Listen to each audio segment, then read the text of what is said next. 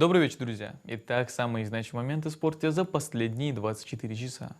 Ингушские спортсмены завоевали 3 золота и 1 бронзу на Кубке губернатора Ленинградской области по дзюдо. Первые места заняли Джабраил Албагачиев в весовой категории до 60 килограммов, Магомед Аминцичев до 81 килограмма и еще одно золото в весе до 90 килограммов завоевал Руслан Аздоев. Бронза досталась Ибрагиму Китиеву в весе до 81 килограмма. В соревнованиях принимали участие более 100 спортсменов из 27 регионов России. Президент России Владимир Путин подписал федеральный закон, который открывает доступ к программам спортивной подготовки для взрослых. Федеральные органы, регионы и муниципалитеты теперь могут организовывать программы спортивной подготовки в государственных образовательных учреждениях. Закон исключает трактовку таких расходов, как нецелевое использование бюджетных средств. Снятие этого бюрократического барьера расширит возможности для всех учащихся вне зависимости от их возраста на занятия спортом, а также поможет к 2030 году увеличить число регулярно занимающихся спортом до 70%.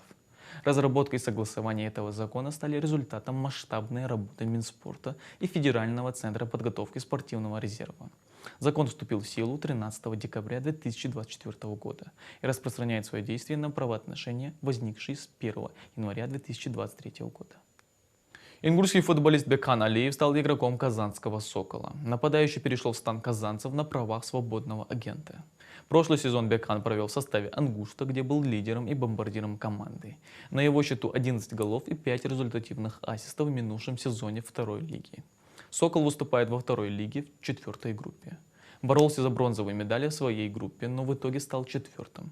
Желаем Бекхану удачи и успехов в новой команде. Российский футболист Андрей Мостовой признан лучшим игроком петербургского «Зенита» в ноябре и декабре. С начала ноября 26-летний полузащитник провел 9 матчей в различных турнирах, забил 2 мяча и отдал 2 результативные передачи. Ранее он признавался игроком месяца в «Зените» по итогам октября. Мостовой выступает в составе «Зенита» с лета 2019 года. Его действующее соглашение рассчитано до июня 2027 года. Это были все спортивные новости на сегодня. Спасибо за внимание.